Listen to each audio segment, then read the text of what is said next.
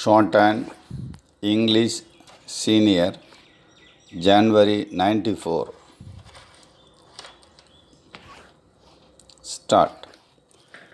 Mr. Speaker Sir, I thank you very much for having given me an opportunity to speak a few words on food policy. I wanted honorable members to take as much time as possible to discuss this most important matter. My colleague, the finance minister, gave a very good account of the situation yesterday and made clear the basic policy of the government. He spoke with authority since he has a great deal to do with the subject. Yet, I want to say a few words because recently there has been some confusion in the public mind and many things have been said which appear to me to have no justification at all. I wish to clear the confusion as far as possible. The honorable member who asked me earlier in this session whether there would be a debate on food policy was probably under the impression that some big changes were under consideration. As a matter of fact, a change in policy was neither intended nor suggested. Certain minor changes are certainly contemplated, but they have nothing to do with the basic policy that the government has attempted to follow in future. I am sure the House will realize that during the last few years, the Food Ministry has had to face very difficult problems. The government and the cabinet have, of course, shared to some extent in carrying the burdens of the Food Ministry. I am not denying that we have made mistakes, but we have also endeavored to profit by them. It must be considered that the food situation in the country, which was difficult for a long time, has now considerably eased.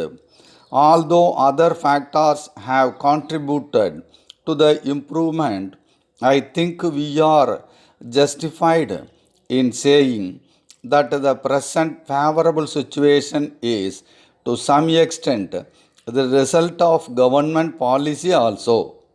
In this connection, I would like to pay my tributes to my colleague, the food minister, who has approached the very difficult and complicated subject of food with an energy and an awareness which I think have produced certain positive results all over the country.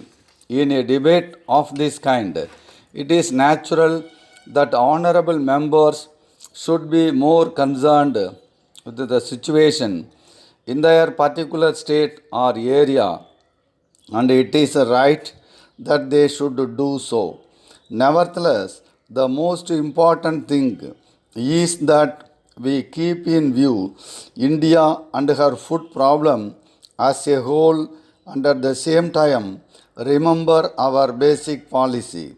It is open to the House to discuss our basic policy, but insofar as the government is concerned, there has been no occasion to effect any change in it.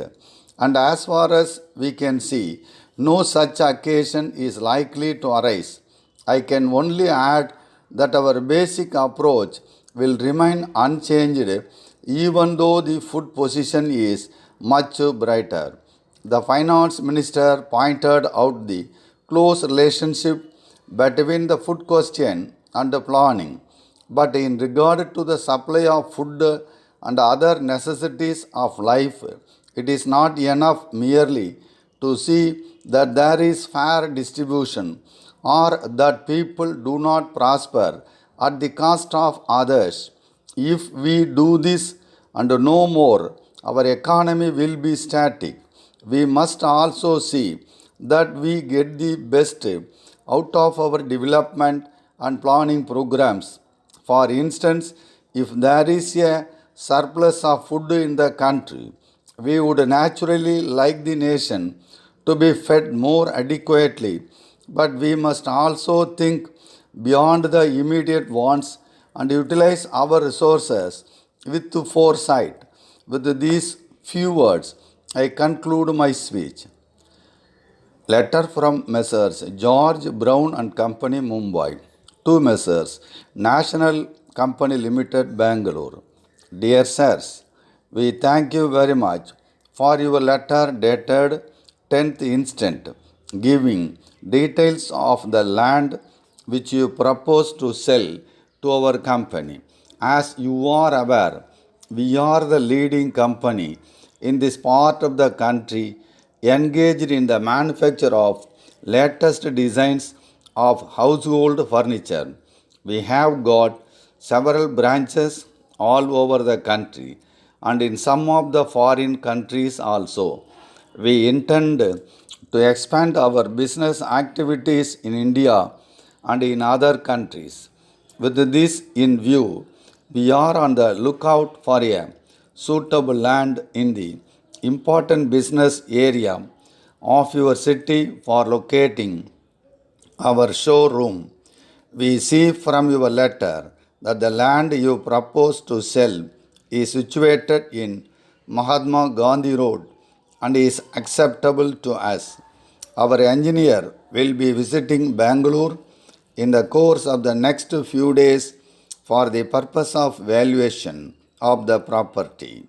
As you are aware, any proposal for the purchase of property by our company has to be placed before our board of directors for its approval.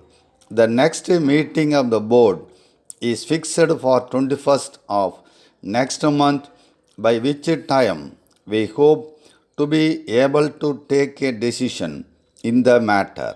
The decision taken by our board will be duly communicated to you immediately thereafter. Yours faithfully.